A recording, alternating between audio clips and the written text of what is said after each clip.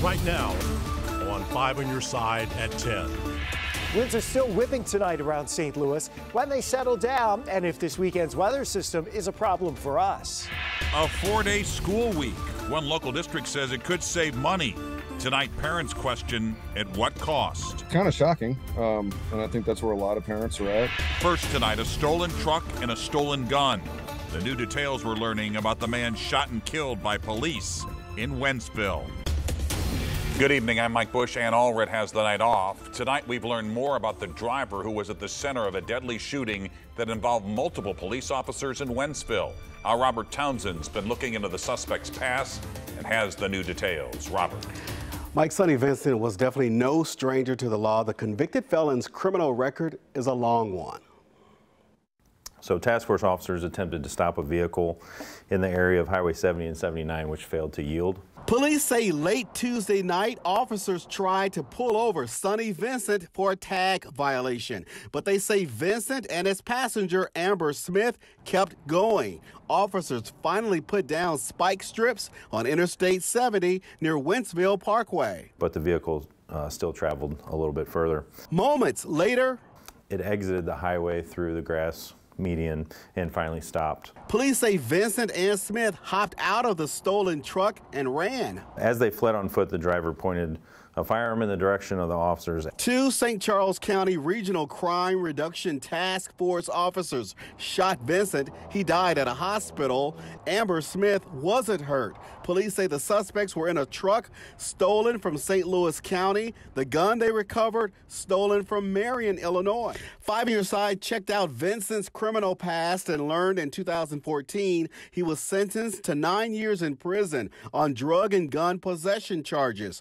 Last February, Vincent was released from prison after serving 8 years. He was currently on probation at the time of Tuesday's deadly shooting involving police.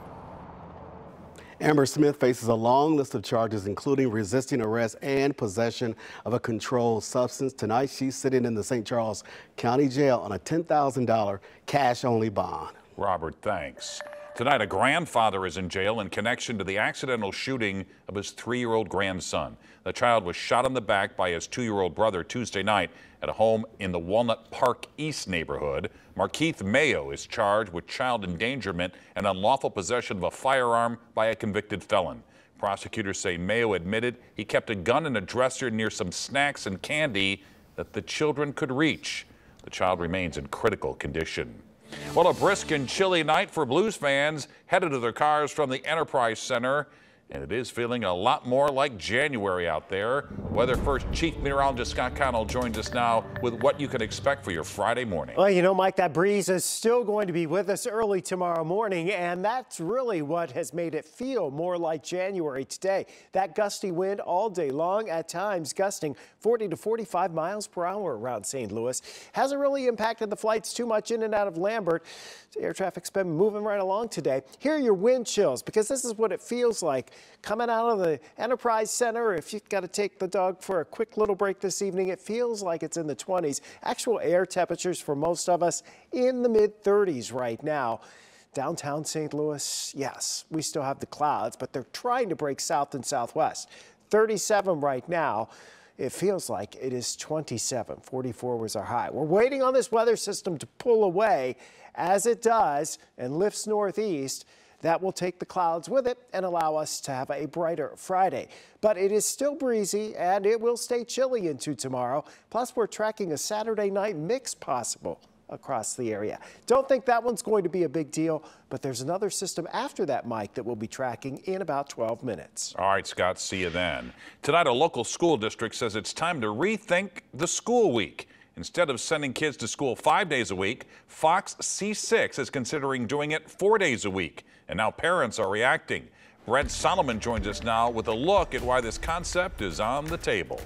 Well, Mike, it all boils down to dollars and cents. Fox C6 wouldn't be the first local school district to do this. They would join Grandview, Sunrise, and Crystal City schools in Jefferson County. Warren County is doing it too. Here's what I found out. For some parents, it seemed to come out of nowhere. It's kind of shocking. The superintendent of Fox C6 schools saying Wednesday the district needs to cut costs quick. We're going to need to adjust our expenditures significantly to help mitigate this projected deficit. His plan, cut the school week from 5 days to 4 days a week, potentially saving the district $1 million a year. Parent Travis Lintner has a second grader in the district. He has some questions about that plan. We're talking about learning loss and mental health issues. You know, it just, you wonder about if it's the best route. Children who are in kindergarten, first grade, second grade, them being home by themselves, for families that, have both working parents is going to be a struggle. Fox C6 would be the second largest school district in Missouri to go to 4-day school weeks.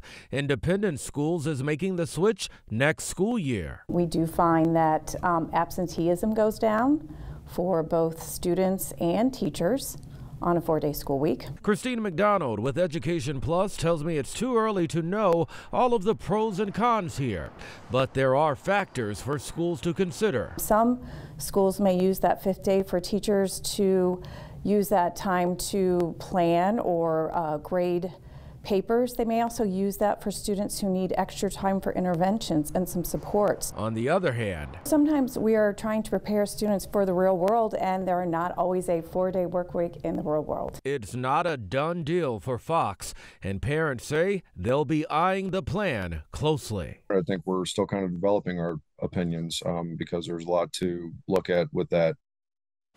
Now, the superintendent says he can save the district $6 million next year by also cutting some 35 staff positions and by not purchasing any new school buses. School leaders will meet 2 times next month, and we'll let you know if this plan moves forward. Brent, thanks. We'll all be millionaires. That's what a former appointee of St. Louis County Executive Sam Page allegedly told an FBI informant. A transcript of those conversations are detailed in a new federal court filing this week ahead of Tony Weaver's sentencing later this month. Weaver pleaded guilty back in October to federal corruption charges. He admitted to rigging applications for COVID relief funds. Federal prosecutors say there's no evidence County Executive Page was aware of Weaver's schemes. Just happy to be out. Just happy to be out. That's all. A man who spent the past several years behind bars for murder walked out of jail today after his conviction was overturned. 28-year-old Lamont Campbell was convicted of the 2011 killing of Leonard Gregory in St. Louis. Last month, the judge said he should get a new trial because of ineffective counsel and failure to disclose the lead homicide detective had an affair with one of the witnesses. The victim's family says they were blindsided by his release. We want justice for Lenny, and we want the right person. And if it's not him, he shouldn't spend another day in jail. The St. Louis Circuit Attorney's Office dropped charges altogether and says the investigation must be restarted to hold the right person accountable. Tonight, 13 faith leaders are challenging the state of Missouri's abortion ban. A lawsuit filed today claims the ban is unconstitutional because it imposes one narrow religious doctrine on all Missouri residents and violates separation of church and state. The group then marched to the Civil Courts building to advocate for abortion access. Tonight, the first official Very Asian Day in the city of St. Louis is wrapping up. Mayor Tashara Jones signed a proclamation to support the Very Asian Foundation and its mission to fight racism. The foundation was started by our very own Michelle Lee after she received a hateful voicemail from a viewer. 5 on Your Side's Laura Barczewski takes us to tonight's celebration. The Very Asian Foundation all started with a racist voicemail 5 on Your Side anchor Michelle Lee received. It said, among other things, she was, quote, very Asian and to keep her Korean to herself. I still believe that voicemail was a gift because look what it did. Lee says it sparked worldwide change that is making a difference. It's not about excluding anyone. It's not about making a big deal even about what we look like. It's just about being able to be happy and have joy about who you are. And really the community that we build together. The city of St. Louis's first Asian American alderman, Brett Narayan, says the entire board of aldermen signed a resolution, and Mayor Tashara Jones signed a proclamation to make January 19th Very Asian Day in support of the entire Asian community that makes St. Louis what it is today. I think supporting initiatives like this is the best thing to do for virtually every community. Lots of communities kind of self-appoint leaders among the community, and I think it's important for the halls of government to hear those voices and to amplify them. While January 19th is now Very Asian Day in St. Louis, the foundation hopes to spread this movement and support for it to other cities across the country. We are about to launch the Very Asian Foundation's Creators Grant, which what we want to do is be able to be a launch pad for API creators, just want to be able to tell their stories, especially as they shift to a career in what they're passionate about. So that's something that we are launching this year. We are still working on the Made Book campaign, which is a national awareness campaign on how to build and maintain diverse libraries. As we know, youth need to see themselves reflected in books. Reporting in St. Louis, Laura Barcheski, 5 on your side. If you'd like to donate to the Very Asian Foundation, go to the As Seen on TV section at KSDK.com. Historic flooding ruined his home. Now a St. Louis veteran is left financially underwater. Do you feel the city has misled you? Yes. Tonight, the I-Team uncovers the red tape preventing him to rebuild. 37 million cell phone users exposed. The personal information hackers got their hands on. Well, temperatures finally trending colder. The Weather First team tracking 2 systems over the next 7 days that could bring us some snow. What that may mean for your weekend plans. It's now been 48 hours since 5 inmates escaped from the St. Francis County Jail in Farmington, and tonight all 5 are still on the loose. The group was seen on surveillance video stealing a car from a nearby parking lot. Investigators with the sheriff's office believe they accessed the detention center's roof through a plumbing chase. The U.S. Marshals Service is offering rewards of up to $20,000 for information about the inmates. Tonight, 22 correctional officers in Illinois are out of the hospital. They thought they were exposed to a dangerous substance last night at the Graham Correctional Center in Hillsborough, Illinois. They reported feeling nauseous and lightheaded. Investigators now say the substance was nasal spray and baby powder. Tonight, 2 Illinois paramedics charged in the death of a man in their care now face a wrongful death lawsuit. Peggy Finley and Peter Cadigan of Springfield were in court today to face first-degree murder charges. They're accused of improperly restraining a man last month. The coroner ruled 35-year-old Earl Moore Jr. died from asphyxiation because he was strapped face down on a gurney. Civil rights attorney Ben Crump was in Springfield today to file a lawsuit on behalf of Moore's family. We want to make sure that this family get whole justice, not just partial justice, just like we did with the family of George Floyd and the family of Ahmaud Arbery. Not piecemeal justice, but whole justice. Both paramedics remain in jail tonight. They'll be back in court tomorrow. Months after historic flooding in our area pushed people out of their homes, one St. Louis veteran says he's not getting information he needs from city officials. He tells our I-Team it's costing him his livelihood. Our Paula Vassan investigates what's gone wrong. This is home. It was 750 square feet. But Andrew Schaefer and his family, it was a 2-bedroom. Can't live here. This is all the construction material that was purchased. They can't rebuild. You're looking at probably close to $25,000. They can't leave. I mean, you can see it literally time stopped. Because they don't know what their home is worth. The city says that it's worth $88,000. I have a VA appraisal.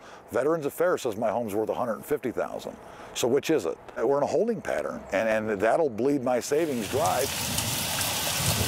5 months ago, his neighborhood of Ellendale was underwater.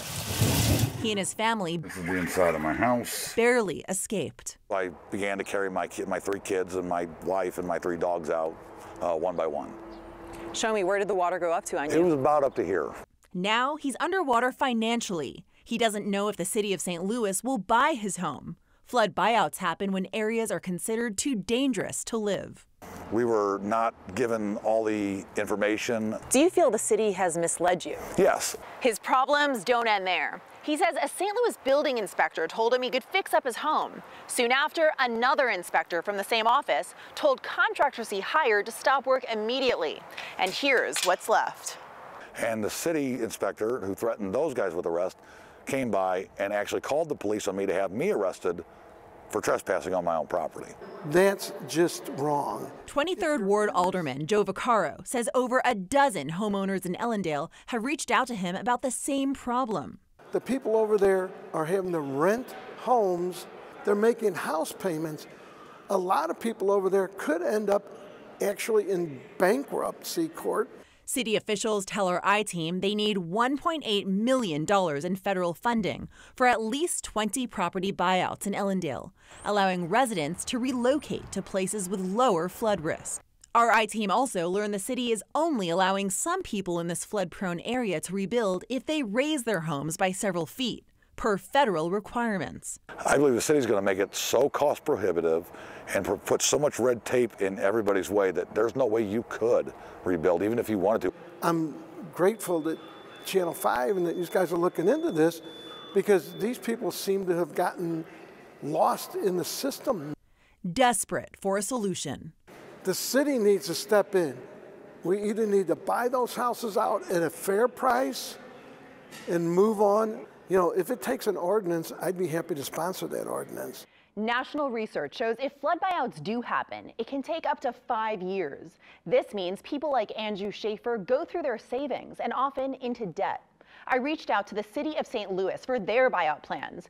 They tell me they're working on getting federal funding. No word yet on timeline. For the I-Team, Paula Bassan, 5 on your side.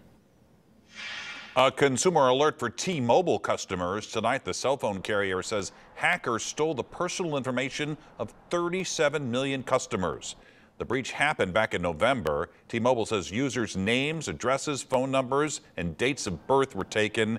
Information on social security numbers, credit cards, or passwords were not exposed. David Crosby, the legendary singer-songwriter, has died. The two-time Rock and Roll Hall of Fame inductee was a founding member of the Byrds and Crosby, Stills, Nash & Young. His family says he died today after a long illness. David Crosby was 81.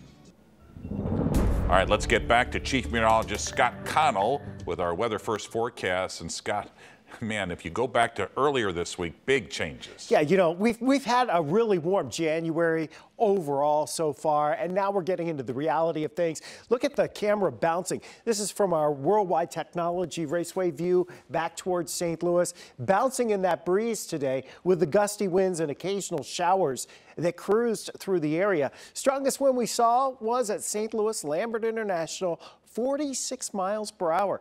St. Charles not far behind, with a 45-mile-per-hour gust. Temperatures are in the 30s right now. It feels like upper 20s to around 30, though, on the wind chills. We're watching as our storm system that has brought the winds to us, brought the clouds, the rain yesterday. That's lifting through the Great Lakes. Now you have a mix of rain and snow across northern Indiana. You had strong storms today in Cleveland. And as we look at this system, it's a pretty intense system. We added the lines of pressure around here so we can show you that between that low and this high out over the plains, there's a pretty tight pressure gradient here. What does that mean? It means a lot of wind today. It's like blowing up a balloon, and you're really making that air race from one spot to the other, from high pressure to low pressure. So next system, we're tracking it out here over the Rockies right now. Doesn't look overly impressive, and to be honest, it's probably not going to be. This one doesn't have a lot of moisture overall for us to work with, and it's not nearly as strong. As we head into next week, notice it's still active out in the Pacific. We're not exactly sure how this is going to evolve, but this is going to be our next system for the middle of next week. And at that point, potential's there for some snow. We'll show you in a few minutes. Right now, we're talking about those clouds trying to break up overnight. More likely that happens southwest of St. Louis. Then tomorrow, we tend to lift those clouds north and east of town. We're stuck in the upper 30s to low 40s tomorrow. It's still breezy, but tomorrow afternoon into tomorrow night, the winds do settle down. That means as we head towards early Saturday morning, we start cold in the mid-20s. Clouds start to increase. Those clouds will lead to a chance of some rain or snow. Notice most of the snow here is to our north. Anything that really accumulates is likely to be to the north of us. We just don't have enough moisture, and there's just not enough cold air to create snow that would stick here. So as we look at the accumulations into the weekend, there's where the focus is. Far northern Missouri up into Iowa, maybe an inch or two. This is more important as we look into Tuesday night into Wednesday. That Pacific system, it's on a favorable track, and it may just very well be cold enough that much of this could be snow if we can get it to produce some of that snow. So we're in that 5 to 7 day period where we're watching it to see if it trends up or down. Right now, it's trending more like there will be winter weather impacts for Tuesday night into Wednesday. That's the way it's trending now. Trends change. Storms still out in the middle of the Pacific. 42 tomorrow, still breezy, but it's a brighter day. And over the weekend, we'll see that chance for some rain or snow with little impact Saturday night into Sunday. All right, Scott, thanks. Frank is here with sports. Well, Mike, the Blues were out of sight. Illinois basketball was not, and we had a showdown of the shooters in high school basketball. The Sports Desk is brought to you by Jim Butler Chevrolet, the Midwest's #1 Chevy dealer, 10 years running. If you want to know the single most amazing stat about the Blues in this extremely mediocre year, it's attendance. Do you realize that they have only had one game that was not a sellout all season? All season, amazing fans. Tonight's game was a sellout against Nashville. The power play, Robert Thomas, Jordan Kyrou, he just kind of lifts it, number 21. He had 24 saves. There's one right there. Tyler Tucker won a fight, and the Blues won a game 5-2. Up and down the lineup, everyone played awesome right from the get-go. I think we were better on the forecheck. We were quicker in our D zone, and I think we made a lot of smart plays out there, and I think the score contributed to that. So, all around, I thought it was a lot better of a game and something to build off of. Have not figured out Illinois basketball yet. They've beaten UCLA and Texas and won at Michigan State, but they were blown out by Mizzou. Tonight, they had a winnable game against Indiana at home, and they were never in the game. Illinois had a brutal first half, but R.J. Melendez finished with a bang, and the Illini trailed by 10 at the break. But most of the night, Illinois coach Brad Underwood was in utter pain. Tough way to make a living. He got a technical, and then, of course, he took off the jacket. Nothing could have stopped the All-American Tracy Jackson Davis. He had 35. Indiana rolls 80-65. SIU Edwardsville's had a great season at 14-5. Tonight hosting Morehead State. And Dewan Pruitt will get the bucket and one right there. Not enough, though. Morehead State wins it 67-58. So be with Corey Miller tomorrow night for 5 on Your Sideline. He will have the most high school highlights in town, including a look at Principia High School, who hired an incredible coach to go along with their incredible new facility. Let's start at St. Mary's tonight, a battle of the top scorers in the area. The Dragons' Zaire Collins, Metro's Amari Faluke. Faluke will bury the 3. Then it's Collins. He's Yori's little brother. Nice move for the jumper there.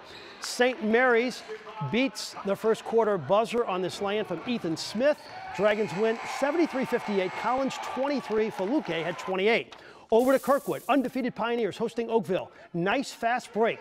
Christian Hughes finishes it for the Pioneers. Then it's Oakville's Kobe Noblet with the pump fake and the 3. Those Noblets are legendary at Oakville High School. But here's the play of the night. Kirkwood star Javaris Moy with the clock winding down. He hits it. Wow. Kirkwood wins 65-46. They move to 14-0. And be with us Sunday night for Sports Plus. We are celebrating 30 years of storytelling with one of our favorite stories, a look at the great Jim Hart. We will profile the courageous career of Cameron Babb, and we're talking soccer with City SC goalie Roman Berkey. We'll see you Sunday night for Sports Plus. We'll look forward to it, Frank. Thanks. Well, gas prices are inching back up again, where you can get a deep discount, though, at the pump tomorrow. Well, Instagram is rolling out some new features. Quiet mode will allow users to turn off notifications. The popular social media app is also expanding parental supervision tools. This comes after years of scrutiny over the impact of social media on mental health, especially among young people. Anheuser-Busch is cutting back on Super Bowl commercials this year. It will have 3 minutes of ad time compared to 4 minutes last year. And for the first time in 33 years, AB won't have exclusive rights to Super Bowl beer ads. This allows other beer makers to buy time during the big game. Circle K is giving drivers a break tomorrow. The convenience store chain is bringing back its popular Fuel Day promotion. From 3 until 6 tomorrow, participating locations in Missouri and Illinois will take off 40 cents per gallon. And there you have it. 5 on your side at 10. The Tonight Show starring Jimmy Fallon is next. John Oliver is Jimmy's guest. Don't forget to start your day with Today in St. Louis beginning at 4 a.m. Have a great tomorrow. We'll see you then.